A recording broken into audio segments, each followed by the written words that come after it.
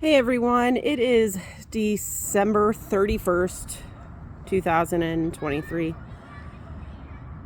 Today marks the 30th anniversary of me making one of the most needed decisions in my life, but one that I've always somewhat regretted that I had to make.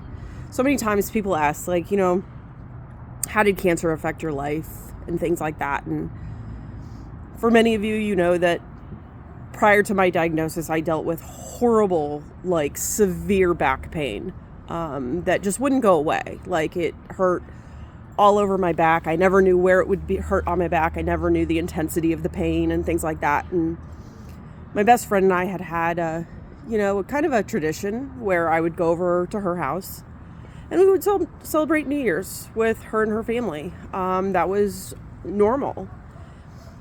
And, 30 years ago, we wanted to keep that tradition the same. I wanted to go over to her house and celebrate New Year's. But unfortunately, I was also dealing with the pain in my back at the same time. And I don't know exactly at what time, but, when I was at her house, I typically slept on the floor because, that's what you do when you're at friends' houses. You sleep on sofas, you sleep on the floor kind of thing. And, I was trying to make it through, but it got to the point where I just was so uncomfortable. I knew I couldn't stay. I knew I couldn't, I couldn't deal with the pain. And so I ended up, unfortunately, having to call my parents and say, hey, can you come pick me up? I can't spend the night here. I can't deal with this.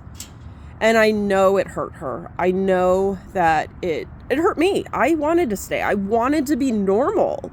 When you talk to cancer patients, one of the things we want is to be normal. We want to do what we've always done.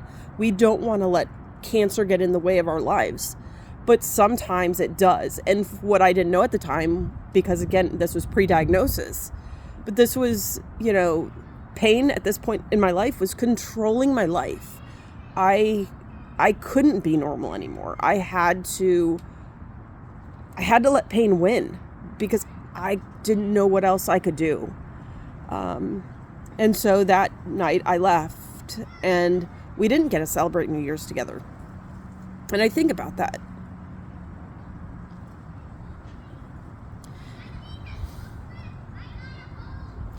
And I think about how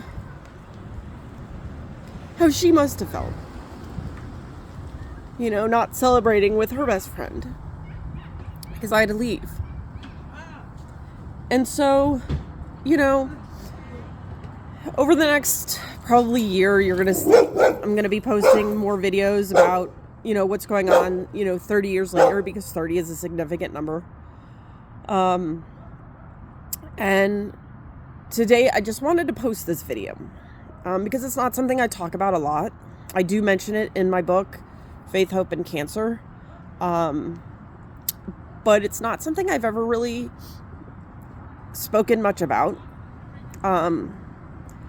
So, let's ring in the new year, 2024, with your family and your friends.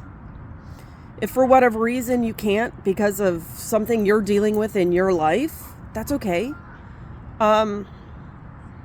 Tell your friends that you love them and that you wish you could be with them. But sometimes outside forces, do prevent that.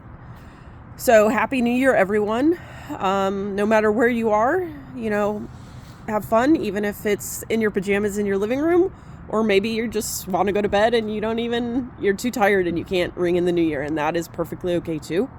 But happy New Year, and here is to a healthy, safe, blessed 2024.